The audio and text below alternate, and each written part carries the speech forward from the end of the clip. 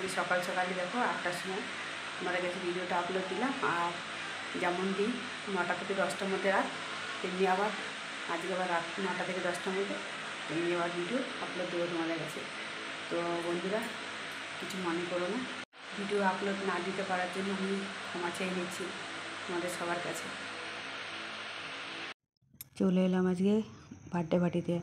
আর গণেশ পুজো আমাদের এখানটায় তো প্রায় 1 সপ্তাহেরও বেশি থাকে, 1 সপ্তাহ 8 দিন এরকম করে থাকে। আমরা যেখানটা থাকি তো তার এইখানটাতেই একটুখানি দূরে, মানে 2 মিনিটের মধ্যে রাস্তার মধ্যে পুরো 4টে পুজো। এত গাইস কেমন আছে তোমরা সবাই? সকাল সকাল তার চলার পর চ্যানেলে আসার জন্য সবাইকে স্বাগত। তো সবাইকে গুড মর্নিং জানিয়ে আজকের দিনটা শুরু করছি। সবাই ভালো থেকো, সুস্থ থেকো, এই কামনা করেই শুরু করছি আজকের দিনটা। তো আর এখনও পর্যন্ত যারা রিতার চলার পর চ্যানেলটা সাবস্ক্রাইব করেনি, প্লিজ তারা একটু সাবস্ক্রাইব করে দিও। লাইক কমেন্ট শেয়ার করতে একদম ভুলো না। এখন বাজছে 6টা 10 এই উঠেছি। এখন তো সারাদিন কাজ করতে হবে, কাজ করে রয়েছে, বাসি কাজ করে রয়েছে, রান্না করতে হবে। প্যাকেট ফুল হয়েছে আজকে, না আজকে হয়েছে তাড়াতাড়ি করে চলে আসবে, আর আজকে অনেক বেশি ফুল ফুটেছে। চলো চলে এসে এবার রান্না করবো।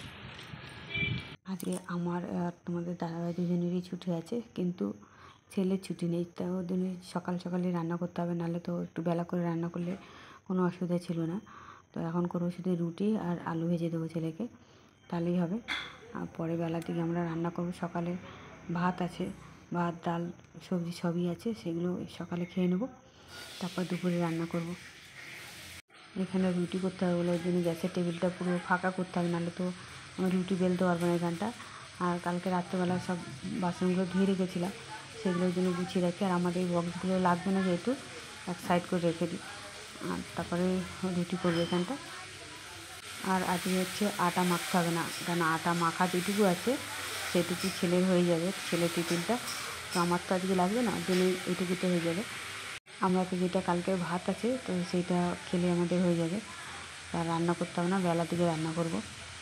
দেখো আমার আলু ভাজাটা হয়ে গেল, আর এদিকে হচ্ছে রুটিটা হলেই হয়ে যাবে, পুরো রান্না কমপ্লিট হয়ে যাবে। তারপর তো বেলা থেকে আমি আছি, বেলা থেকে করবো রান্না, বাড়ি যেহেতু আছি পুজো টুজো দিয়ে তারপরে রান্না করব।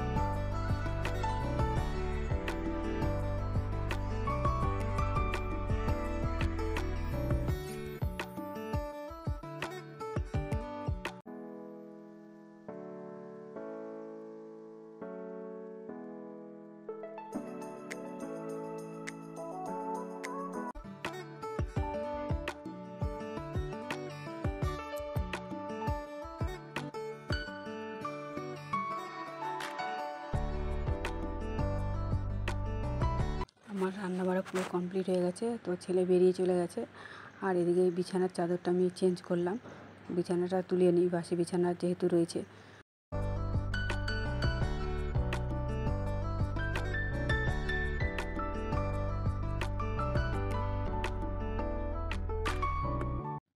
কালকে রাতে যে জামা কাপড়গুলো কেচেছিলাম, তো জামা কাপড়গুলো দেখো সব ছিল।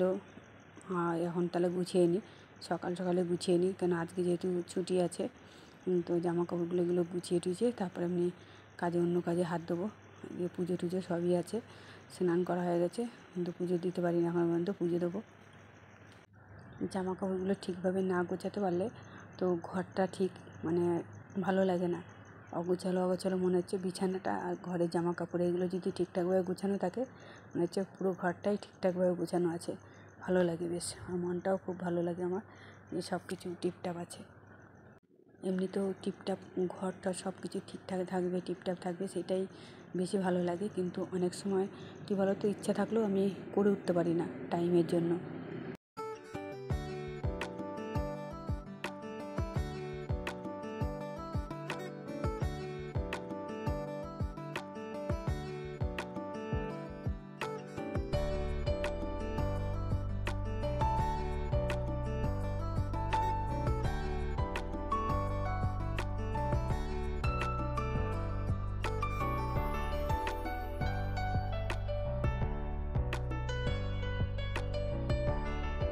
তো দেখো জামা কাপড়গুলো পুরোপুরি ভাঁজ করা হয়ে গেল।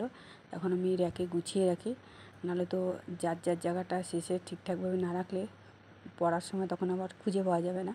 ওই জন্য এক একজনের আমাদের আলাদা আলাদা র্যাক আছে, সে তাদের পুরো আলাদাই রেখে দিই। ছেলেরটা আলাদা, আমাদের দাদাভাইয়েরটা আলাদা, আমারটা আলাদা, সব আলাদা আলাদা জায়গায় রেখে দিতে হয়।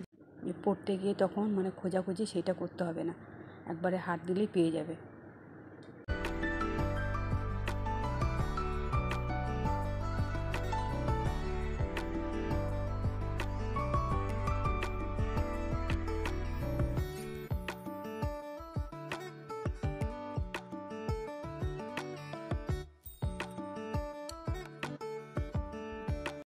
ঘরটা মোটামুটি পুরো গোছানোই হয়ে গেল। এবার ঠাকুরের বাসনগুলো ধুয়ে নিই, পুজো দেবো।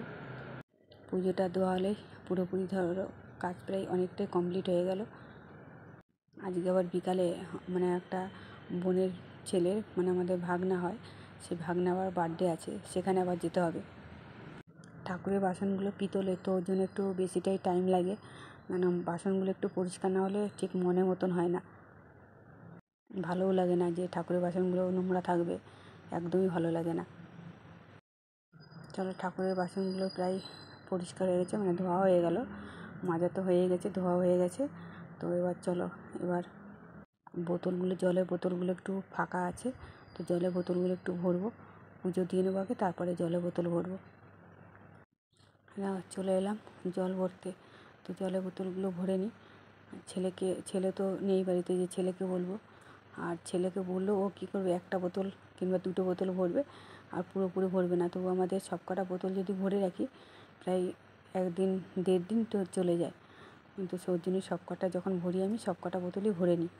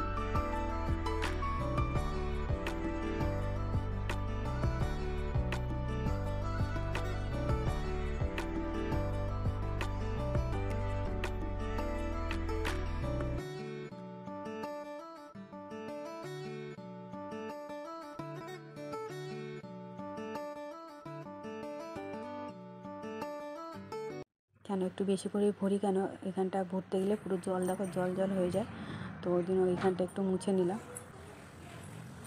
না মুছলে তো এখানে বসে বসে যে থাকবে সেটা আর বসতেও পারবো না একটু, আমি ওই জন্য মুছে নিই, মুছে নিলে শুকিয়ে যাবে এখন, তারপরে এখানটা খেতে বসতে পারবো, নাহলে খেতে বসা সম্ভবই হবে না, যে এতটা জল টল পুরো ভিজে ভিজে গেছে একদম পুরো।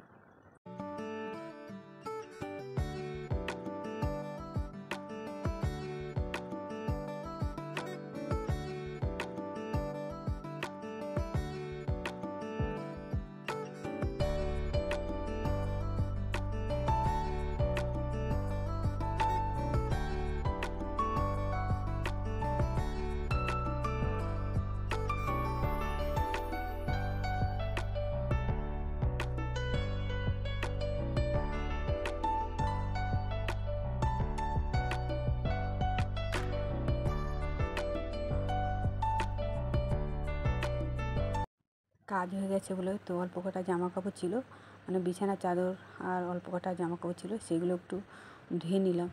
চাদর ফাদরগুলো কালকে একটা ধুয়েছি, আবার আজকে একটা ধুয়ে নিলাম। আর আজকে মেলারও জায়গা আছে, তো ওই জন্য বললাম যে যাই হোক, বেলা হয়েছে, কোনো অসুবিধা হবে না, আমি জামা কাপড়গুলো একটু কেচেই দিই, তাহলে মেলতে পারবো ঠিক, মানে ঠিকঠাকভাবে। চাদরটা তো অনেকটাই জায়গা নেয়, ওই জন্য আজকে ফাঁকা যখন আছে কেচে দিলাম।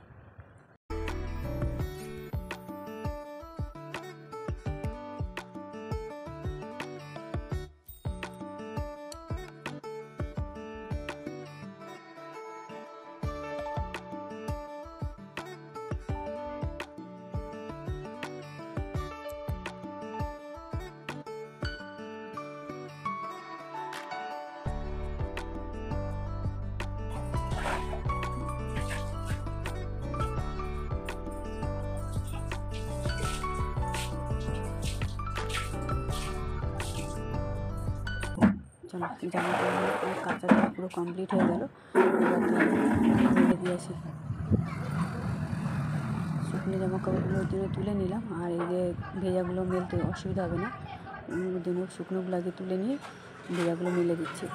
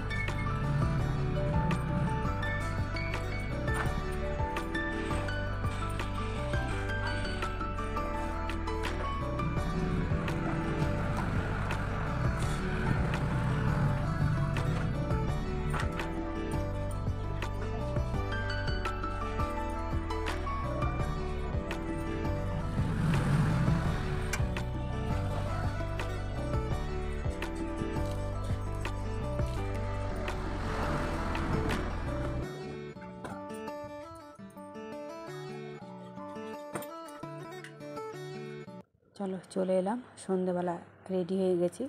রেডি হয়ে আমি তাহলে একবার সন্ধেটাও দিয়ে নিই। সন্ধে দিয়ে তারপরে বেরোবো, আর ছেলেও চলে আসবে ততক্ষণে। ছেলেও আসেনি এখনও পর্যন্ত। আমি রেডি হয়ে সন্ধেটা দিলাম, একটু তাড়াতাড়ি করে রেডি হয়ে নিলাম ওই জন্য, সন্ধে দেওয়ার জন্য।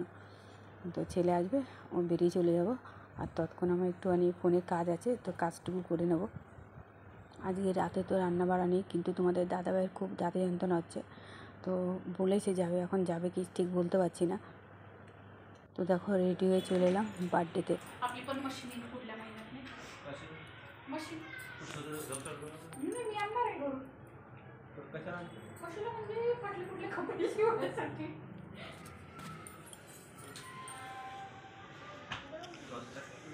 अरे आपण काही पूजा करायला नाही बसलोय हात जोडून।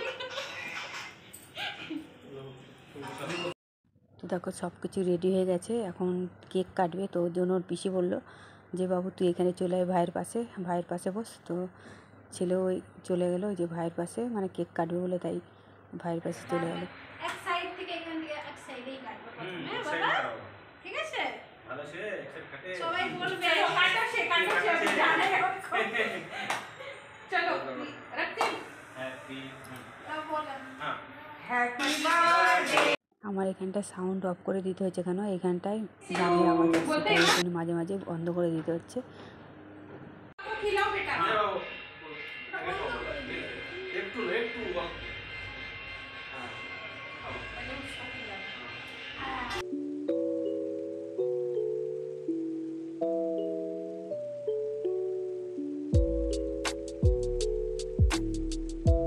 তো কেক কাটা হয়ে গেল। তো বার্থডেটা তোমাদের সঙ্গে সবার সঙ্গে সেলিব্রেশন করলাম।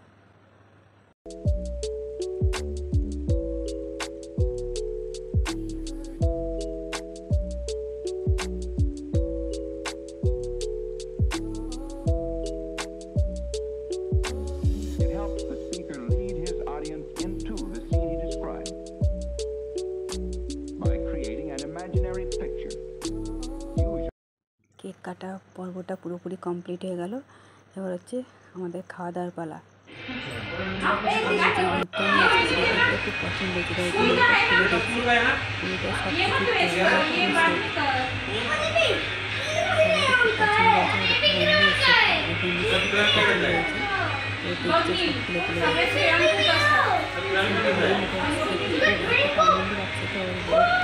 দেখাতে যাচ্ছে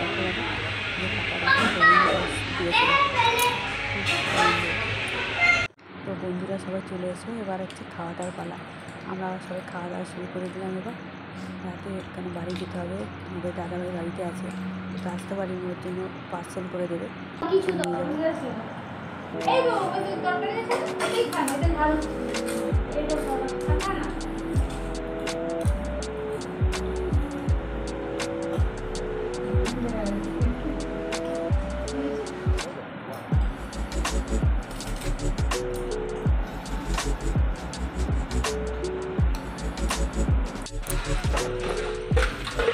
গাড়িতে করে বক্স নিয়ে আসে। এখন বাড়ি চলে যাচ্ছি। দেখো গেছিলাম হচ্ছে একটা বাবুর বার্থডেতে, এইখানটা তো এখন খাওয়া হয়ে গেছে, খেয়ে এখন বাড়ি যাচ্ছি। না পরে এখন আমরা ছেলে দুজন মিলে বাড়ি যাচ্ছি।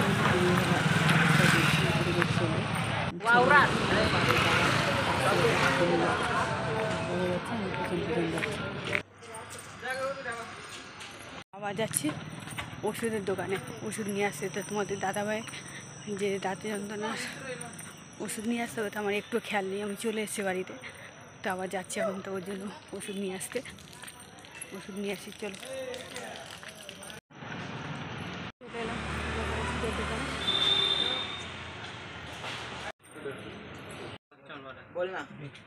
তো ওষুধ নিতে এলাম, দেখো ওষুধ নিতে এসে মুদিখানা দোকান থেকে এইসব সব নিয়ে যাচ্ছি এখন।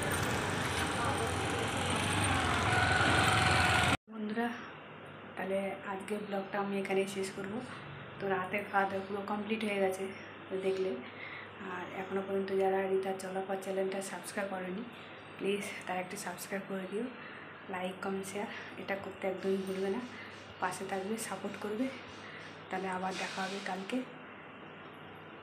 সকালে। সবাই ভালো থেকো, টাটা, গুড নাইট, শুভরাত্রি। আবার আসছি কালকে নতুন ভিডিও নিয়ে। ততক্ষণ তোমরা ভালো থেকো, সঙ্গে থেকো, ভালো থেকো।